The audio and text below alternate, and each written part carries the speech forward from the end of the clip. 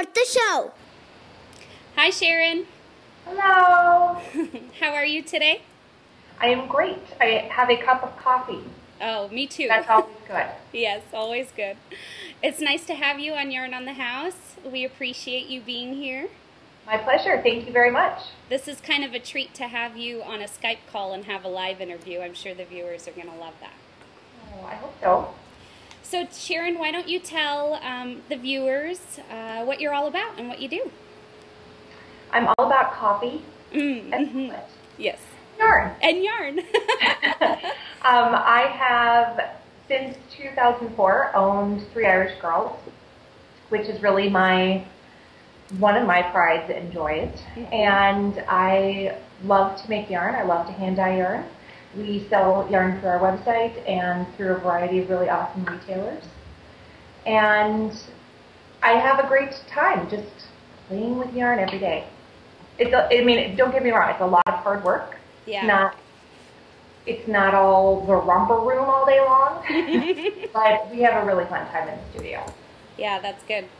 And you offer some really beautiful and unique colorways in your online shop. Where's your inspiration come from? I think just about every yarnista will tell you, oh, my inspiration comes from nature. Mm-hmm. Yeah.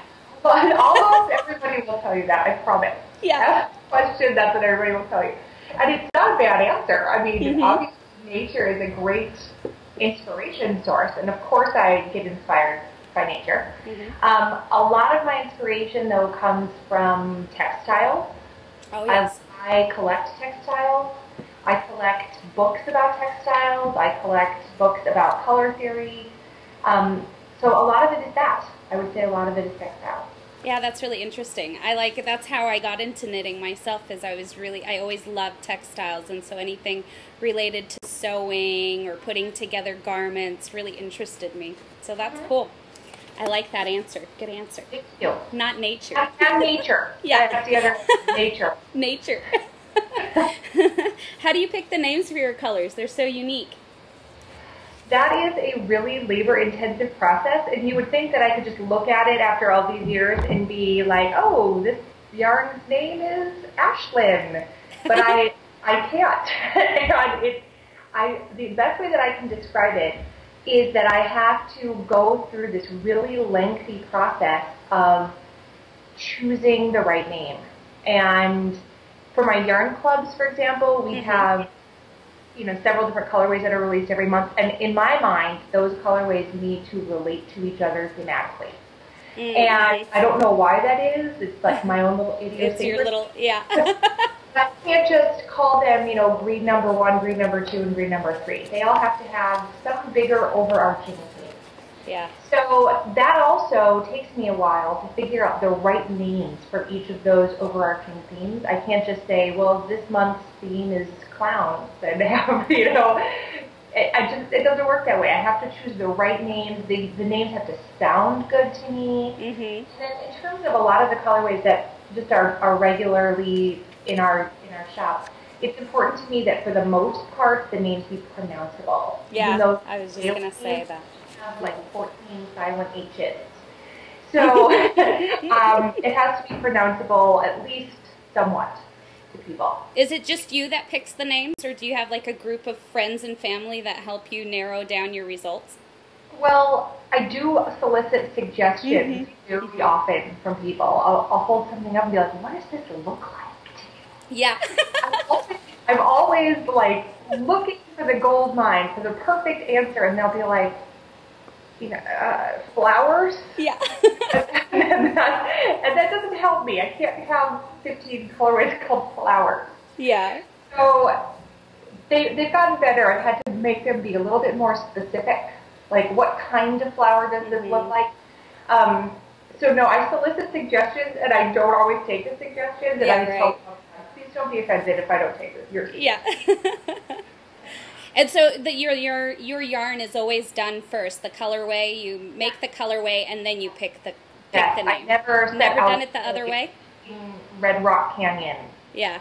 The only exception to that is if I have a custom colorway request. Oh, okay, yeah. know ahead of time that I have to create something that evokes a certain feeling or relates to a name in some way. Mm-hmm. In some ways, that is harder for me. I am working on a custom order right now that is so fun, but is the most challenging thing I have ever done.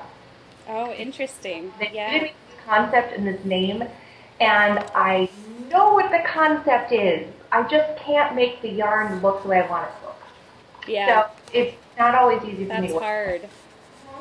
That must be very hard. So you have a large selection of base yarns to choose from. You want to kind of tell us a little bit about those and how you went about choosing those? Sure.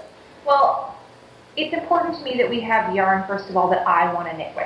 That Mm-hmm. if I were to go into a yarn shop, that I would pick it up and think, oh, I like this. I want to knit with this. Yeah. I'm not about getting the cheapest yarn I can find. I'm not about, how much can I import from, some kind of factory overseas Mm-hmm. that produces over sterling. So it's important that it be yarn that I want to knit with in terms of how it feels or the type of performance it delivers. But also, to me, it's important that the yarn be humanely sourced, meaning that it's Okay. coming from a farm and a mill that I feel comfortable working with. And one of our big suppliers of yarn is actually a farm in Maryland that Mm-hmm. we work exclusively with, and they treat their sheep like family. They quite literally, their kitchen door opens into the sheep pen, Oh, how cool. and they can call the sheep by name, and here Dolly, and the Dolly Mm-hmm. comes trotting out looking for some kind of food. And the sheep have a house that they get to sleep in the wintertime, not a barn. We're not talking about a barn, we're talking about a sheep house. Sheep That house. is, it's like a dog house, but it's very, very long, so it can hold a lot of sheep. And it's raised up off the ground so that they're not sitting next to the cold ground. There's a little ramp for the Oh, sheep to walk wow. up and go into the sheep house. And during the springtime, when there's lambing going on, Mm-hmm. one of the people that works at this farm can go out into the sheep house and make sure everything is going okay. But they really do have to crawl in the sheep house. This is not like a human-sized thing. Yeah. It's small so that heat is compacted. So that's just a silly story, but I mean it's a true No, story, that's and it good. sort of it just evokes what I hope I can, where I hope I can get yarn from. Those kind of small producers that, I'm supporting their family business and they're Mm-hmm. supporting my family business. Yeah, exactly. I like that about you. It's very good.